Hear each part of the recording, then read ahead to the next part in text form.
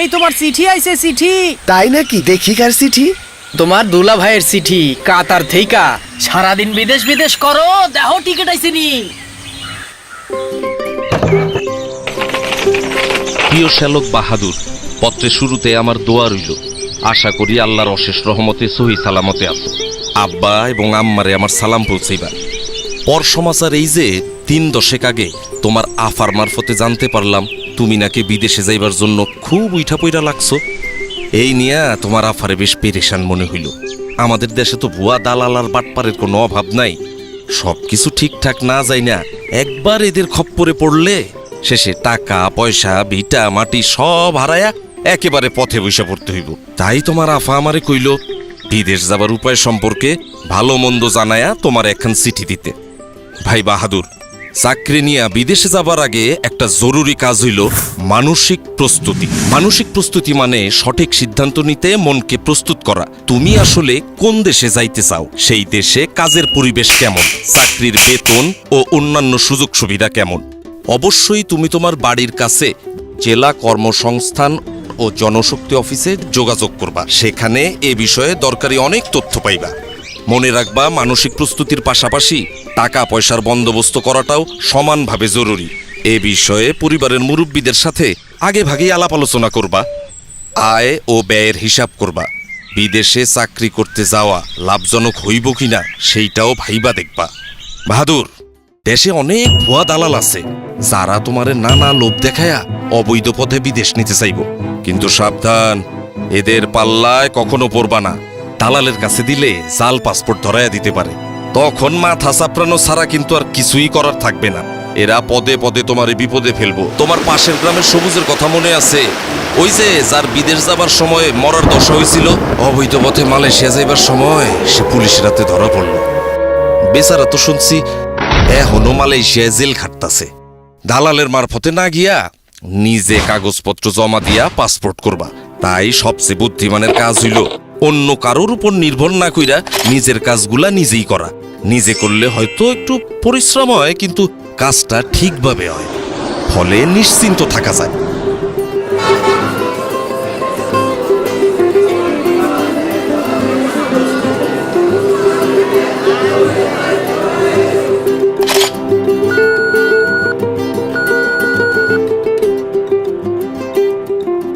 Recruiting agency.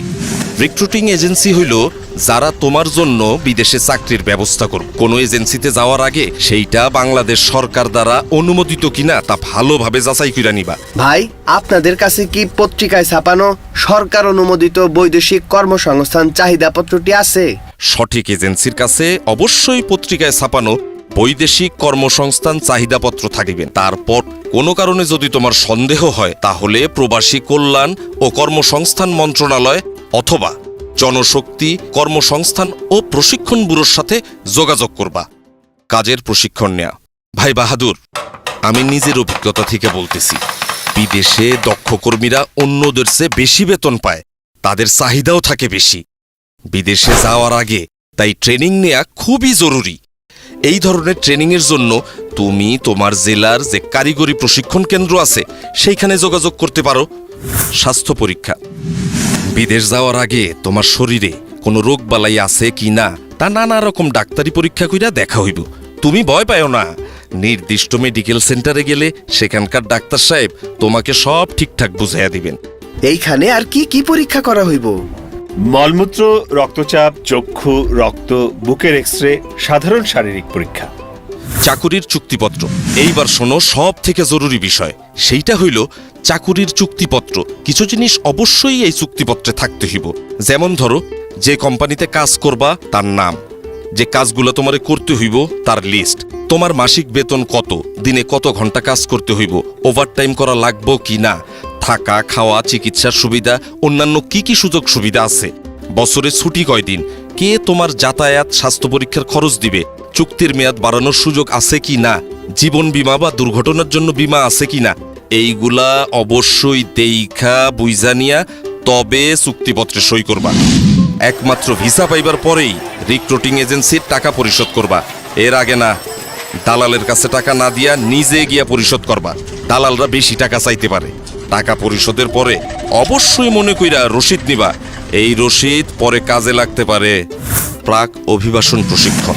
ভাই বাহাদুর, তুমি কি জানো বিদেশ যাওয়ার আগে প্রাক অভিবাসন প্রশিক্ষণ নিতে হইব? শুধুমাত্র জনশক্তি কর্মসংস্থান ও প্রশিক্ষণ ব্যুরো BMET ব্রিফিং কেন্দ্র আর কিছু কারিগরি প্রশিক্ষণ কেন্দ্রে এই ট্রেনিং দেওয়া হইতেছে। এই ট্রেনিং এ তোমার নতুন চাকরি, যেই দেশে যাইতেছো সেই সম্পর্কে অনেক দরকারি খবর জানতে পারবা।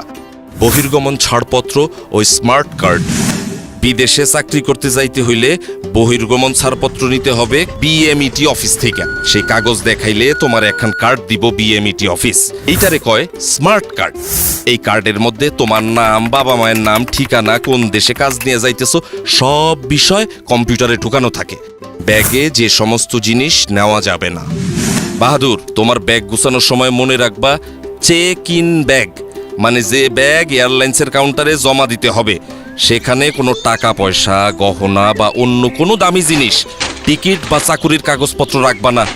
এসব জিনিস একটা ছোট ব্যাগে নিজের সঙ্গে রাখবা। সুটকেস বা ব্যাগে জরুরি কাগজপত্রগুলার এক সেট ফটোকপি রাখবা, আর দেশে তোমার ঘরে রেখে যাবা আরেক সেট। সাবধান, অচেনা লোক তোমার ব্যাগে কিছু নিতে কইলে কখনোই রাজি হইবা না, কারণ দুষ্ট লোকে তোমারে চোরাচালানির কেসে ফাঁসায়া দিতে পারে। বাহাদুর, কিছু জিনিস ভুলেও সাথে রাখবা না, যেমন ধরো পিস্তল, বোমা, ককটেল, নেশার জিনিস, গাঁজা, ভাং, পেট্রোল, কেরোসিন লাইটার, দিয়াশিলাই বাক্স, ধারালো জিনিস যেমন ব্লেড, কাঁচি, ছুরি, দুর্গন্ধ বাইর হয় এমন জিনিস, শুটকি মাছ, কাঁড়াল, যেসব খাবার গন্ধ ছড়ায়, মাংস, দুধ, ডিম দিয়ে তৈরি খাবার যেটা পয়সা যাইতে পারে, ফুল, ফল বা সবজি, এইসব জিনিস প্লেনে সঙ্গে রাখা একেবারেই নিষেধ। এইসব জিনিস ব্যাগে পাইলে তোমার জেল জরিমানা হইতে পারে, অতএব সাবধান। সঙ্গে রাখা কাগজপত্রের লিস্ট। এয়ারপোর্টে যাওয়ার সময় কিছু জরুরি কাগজপত্র অবশ্যই নিজের সঙ্গে রাখবা। এইগুলা হইল: 1. পাসপোর্ট, ভিসা, স্বাস্থ্য পরীক্ষার মূল রিপোর্ট, প্রশিক্ষণের সার্টিফিকেট, চাকুরির চুক্তিপত্র, কাজের অনুমতিপত্র, স্মার্ট কার্ড আর অবশ্যই প্লেনের টিকিট। 2. যে কোম্পানিতে কাজ করবা তার নাম, ঠিকানা, গিয়া কার সাথে যোগাযোগ করবা তার নাম আর মোবাইল নাম্বার আগেই জোগাড় কইরা রাখবা রিক্রুটিং এজেন্সির কাছ থেকে। 3. যেই দেশে যাইবা সেখানে বাংলাদেশের দূতাবাস, মানে বাংলাদেশ সরকারের একটা অফিস থাকে। তারা আমাদের মতো কর্মীদের বিপদে আপদে সাহায্য করে। তোমার জেলার জনশক্তি ও কর্মসংস্থান অফিস থেকে তাদের ঠিকানা, ফোন নাম্বার জোগাড় করবা। 4. সম্ভব হইলে কিছু ডলার বা ওই দেশের টাকা সঙ্গে রাখবা। আমি জানি বাহাদুর, আপনজন ছাইরা বিদেশ যাওয়াটা কেমন কষ্টের, তাই মনকে সব সময় শক্ত রাখবা। সেই দিনটার কথা ভাবো যেই দিন তোমার কষ্টের কামাই করা টাকা দিয়া তোমার পরিবার ভালো থাকবো, তখন কষ্টরে আর কষ্টই মনে হইব না। সিকিউরিটি চেকিং এবং কাস্টমস চেক। অবশ্যই এয়ারপোর্টে তোমার প্লেন যেই সময় ছাড়বো তার 3 ঘন্টা আগে হাজির থাকবা। এয়ারপোর্টের ভেতরে ঢোকার পর তোমার সব ব্যাগ স্ক্যানিং মেশিন দিয়ে চেক করা হইব। ব্যাগে কোনো বিপজ্জনক জিনিস আছে কিনা তা পরীক্ষা কইরা দেখা এয়ারপোর্টের সিকিউরিটি অফিসার তোমার শরীরও চেক করব। তুমি ঘাবড়ায়ও না কিন্তু। Check in. চেক হয়ে গেলে তোমার নিজের এয়ারলাইন্সের কাউন্টার খুঁজা বাইর কইরা লাইনে গিয়া দাঁড়াবা। তোমার সিরিয়াল আসলে পরে কাউন্টারে টিকিট ও পাসপোর্ট দেখাইবা। ছোট ব্যাগটা নিজের কাছে রাইখা বাকি ব্যাগ কাউন্টারে দিয়া দিবা। কাউন্টারের লোক স্টিকার লাগায়া তোমার বড় ব্যাগটা নিয়ে যাবে। ব্যাগে স্টিকার লাগানো হয়ে গেলে মনে কইরা বোর্ডিং কার্ডটা নিবা। এই কার্ডে তোমার প্লেনের সিট নাম্বার লেখা থাকবে। এয়ারপোর্টের দেয়ালে লাগানো বড় টেলিভিশনে নজর রাখবা। সেখানে তোমার প্লেন ছাড়ার সময় আর কোন গেট দিয়ে প্লেনে উঠবা তা লেখা থাকবে। টেলিভিশনের স্ক্রিনের সাথে ফ্লাইট নাম্বার, গেটের নম্বর মিলে আনিবা। বিমানবন্দরের আনুষ্ঠানিকতা। টিকিটের সাথে যে এম্বার্কেশন কার্ড, মানে যে ফর্মটা দেয়া হয়েছিল তা মন দিয়া পূরণ করবা। ইমিগ্রেশনের বাইরের এলাকায় একটা কাউন্টার আছে, এরে কয় প্রবাসী কল্যাণ ডেস্ক। এইখানে যারা বিদেশে চাকরি করতে যায় তাদের সাহায্য করা হয়। দরকার হইলে ডেস্কের অফিসার তোমার এম্বার্কেশন কার্ড পূরণে সাহায্য করবে। ইমিগ্রেশনের গেটের ভিতরে আর একটা প্রবাসী কল্যাণ ডেস্ক পাইবা। ওইখানে স্মার্ট কার্ড দেইখা আঙ্গুলের ছাপ যাচাই কইরা তোমার এম্বার্গেশন কার্ডের উল্টা পাশে সিল দিবে। এরপরে তুমি যাইবা ইমিগ্রেশন কাউন্টারে। এইখানে ইমিগ্রেশন অফিসারের কাছে তোমার পাসপোর্ট, ছাড়পত্র, ভিসা, পূরণ করা এম্বার্গেশন কার্ড জমা দিবা। ইমিগ্রেশন অফিসার তোমার কিছু প্রশ্ন করতে পারে, ভয় না পায়া সব প্রশ্নের উত্তর দিবা। আপনার বাবার নাম কি? মোহাম্মদ আলী আকবর। বিদেশে কেন যাচ্ছেন? চাকুরি করতে যাইতেছি, ওয়েল্ডিং এর কাজ। কম্পিউটারে রেকর্ড রাখার জন্য ওনারা তোমার ছবি তুলতে পারে, এতেও ঘাবড়ানোর কিছু নাই। সব কাগজপত্র ঠিক থাকলে তোমার পাসপোর্টে উনি সিল দিয়া বিদেশে যাওয়ার অনুমতি দিয়া দিবেন।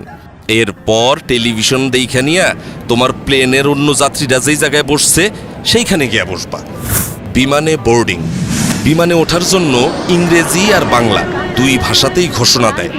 বিমানে ওঠার ঘোষণা দিলে বোর্ডিং কার্ড হাতে নিয়া লাইনে দাঁড়ায়া ধীরে সুস্থে প্লেনে উঠবা।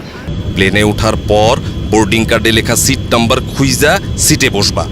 বসার আগে হাতের ছোট ব্যাগ সিটের উপরে ঢাকনা দেওয়া তাকে উঠায়া রাখবা। প্লেনের কর্মচারীরা যেই কথা বলে তা মনোযোগ দিয়া শুনবা। প্লেনের সিটে বইসা অবশ্যই সিট বেল্ট বাইন্ধা রাখবা। ধূমপান নিষিদ্ধ। একটা জরুরি বিষয় মাথায় রেখো, এয়ারপোর্টে ও বিমানে বিড়ি সিগারেট খাওয়া একেবারে নিষেধ। অবশ্য এয়ারপোর্টের কিছু জায়গায় সিগারেট খাওয়ার অনুমতি আছে। বৈদ্যুতিক যন্ত্রপাতি। প্লেনে ওঠার পর মোবাইল ফোন, রেডিও, ক্যামেরা সব বন্ধ করে দিবা।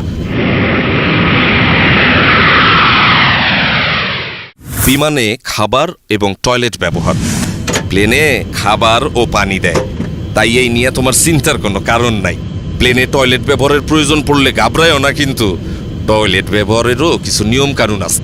দরজার পাশে হাতলে চাপ দিয়া টয়লেটের দরজা খুলতে হয়। খোলার আগে দরজায় দেখে নিবা লাল রং অথবা অকুপাই লেখা আছে কিনা, তখন অপেক্ষা করবা। খালি অবস্থায় দরজায় সবুজ রং থাকবে অথবা এমটি লেখা থাকবে, তখন টয়লেট ব্যবহার করতে পারবা। টয়লেটে অবশ্যই টিস্যু ব্যবহার করবা। পানি ব্যবহার করবা সাবধানে। টয়লেটের মেঝে ভিজা গেলে অন্য যাত্রীদের অসুবিধা হইতে পারে। ময়লা বা টিস্যু সঠিক জায়গায় ফেলবা, যাতে করে টয়লেট নোংরা না হয়। বিদেশের এয়ারপোর্টে পৌঁছানোর আগে, বিমান নামার কিছুক্ষণ আগে তোমার ডিসএম্বার্কেশন ফর্ম ও কাস্টমস ডিক্লিয়ারেশন ফর্ম এই নামে দুইটা কাগজ দেওয়া হইব। ডিসএম্বার্কেশন ফর্মে যেই দেশে যাইতেছো সেই দেশে তোমার নাম ঠিকানা লিখবা। আর কাস্টমস ডিক্লিয়ারেশন ফর্ম হইল তুমি যদি ওই দেশে এমন কোনো জিনিস নিয়ে যাও যার জন্য ট্যাক্স দিতে হবে তা জানানোর ফর্ম। ফর্ম পূরণে কোনো অসুবিধা হইলে বিমানের লোক অথবা পাশের যাত্রীর কাছ থেকে সাহায্য চাইতে পারো। বিদেশের এয়ারপোর্টে ইমিগ্রেশন। প্লেন থেকে নামার পর ওই দেশের এয়ারপোর্টে ঢুইকা দেখবা সামনে ইমিগ্রেশনের লম্বা লাইন। এইখানে তোমার ওই দেশে ঢোকার অনুমতি দিব। লাইনে দাঁড়াবার সময় 5টা জিনিস অবশ্যই নিজের সাথে রাখবা।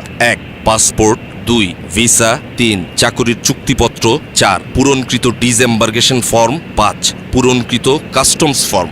ইমিগ্রেশন অফিসার কাগজপত্র পরীক্ষা করে সঠিক পাইলে তোমার পাসপোর্টে তারিখ সহ সিল দিয়া দিবেন। ব্যাগ সংগ্রহ। ইমিগ্রেশনের কাজ শেষ কইরা নিজের ব্যাগ খুঁজে নিতে হবে। মালামাল যেখানে আসে সেই কনভেয়ার বেল্টের উপরে এয়ারলাইন্সের নাম ও ফ্লাইট নাম্বার দেওয়া থাকে, তা ভালোভাবে দেইখা নিয়ে সঠিক বেল্টের সামনে গিয়ে দাঁড়াইবা। কনভেয়ার বেল্ট থেকে নিজের ব্যাগ চিনলে সাবধানে বেল্ট থেকে নামাইতে হইব, যাতে অন্য কোনো যাত্রী আঘাত না পায়। আর যদি কোনো কারণে ওইখানে তুমি নিজের ব্যাগ খুঁজা না পাও, দেরি না কইরা হারানো জিনিসের খবর যেখানে জানাইতে হয় সেই লস্ট অ্যান্ড ফাউন্ড ডেস্কে এবং এয়ারলাইন্সের ডেস্কে খবর দিবা, তারা তোমার ব্যাগ খুঁজা দিবে। আর যদি একদমই খুঁজা না পায় তাইলে তারাই তোমার ক্ষতিপূরণের ব্যবস্থা করব। বাদর, ও বাদর, এই যে এইদিকে। কে সালামিয়া, ঠিকঠাক আছো তো নাকি? তো আইসাতা বললা বিদেশে? হ্যাঁ, সালাম আলাইকুম দুলা ভাই। জি, আইসা পড়লাম, খোদাই আনলো। তয় আইসি কিন্তু আপনার উসিলাই।